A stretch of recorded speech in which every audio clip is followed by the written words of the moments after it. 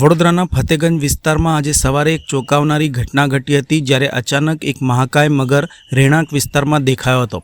આ અણધારી ઘટનાએ સ્થાનિક લોકોને આશ્ચર્યમાં મૂકવા સાથે ભયભીત પણ કર્યા હતા.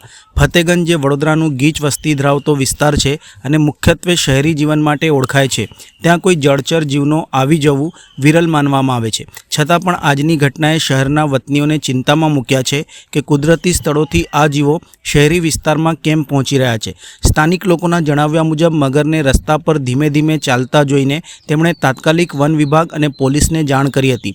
વન વિભાગની ટીમ થોડી જ વારમાં ઘટના સ્થળે આવી પહોંચી હતી અને બચાવ કામગીરી શરૂ કરી હતી. આ કામગીરી લગભગ 1 કલાક સુધી ચાલતી રહી, જેમાં સંપૂર્ણ સાવધાની અને અનુભવી સ્ટાફનો સહકાર લેવામાં આવ્યો હતો. અંતે મગરને સફળતાપૂર્વક પકડી લેવામાં આવ્યો હતો અને તેને કુદરતી નિવાસસ્થાન તરફ પરત મોકલવામાં આવ્યો.